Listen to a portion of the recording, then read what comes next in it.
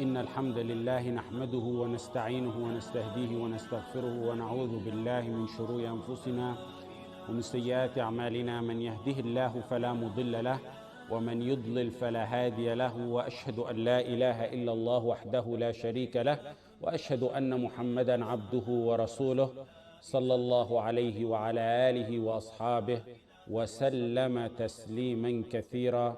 أما بعد. No matter how much you apply, no matter how much you apply of your knowledge, don't ever get self-conceited. Don't get conceited with humans, and don't get conceited with Allah. Don't let that false pride get to you.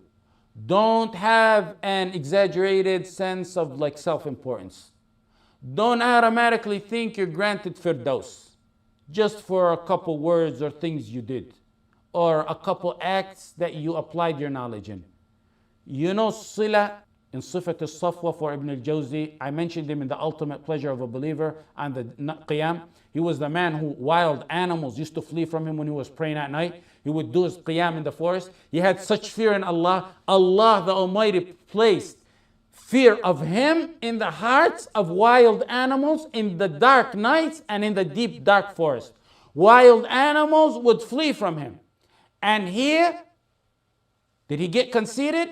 Did he say, I pray all night and look at me and who I am?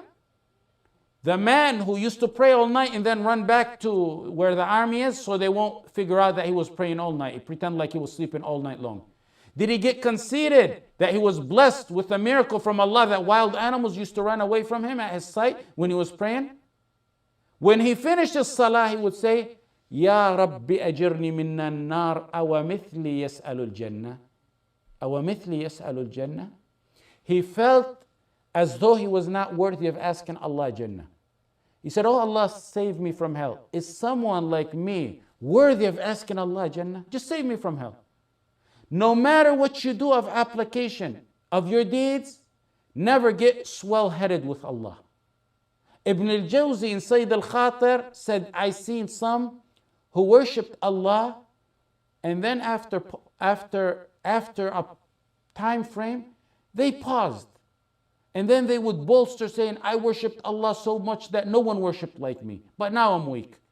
Umar al-Faruq granted the place in heaven, terrorized the shaitan. Quran comes in accordance to what he says many times. A man the Prophet ﷺ dreamed of. A man who gave justice to a sheep, to a Jew, to a Christian under his rule, to a Muslim. Umar says, I wish I get resurrected with nothing for me and nothing against me.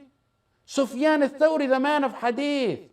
Ali ibn Fudayl said, I walked around the Kaaba 7 times and Sufyan al-Thawri was in sujood. The span of his sujood, one sajda, is walking around the Kaaba 7 times. Ibn al-Mubarak said, I wrote about 1,100 shuyukh. Sufyan was the best with no comparison. Amir al-Mu'mineen, his name is Amir al-Mu'mineen in hadith. Yahya ibn Ma'in said he's Amir al-Mu'mineen in hadith. Yahya ibn Ma'in is equivalent nearly to Imam Ahmad ibn Hanbal. He said Sufyan al-Thawri Amir al-Mu'mineen bil hadith. Did he get swell-headed? Did he get conceited? On his deathbed, he asks Hammad ibn Salama, who was visiting him on his deathbed. He says to Hammad, you think someone like me will be rescued from hell? You think someone like me will be rescued from hell? Don't ever get conceited or swell-headed no matter what acts you do.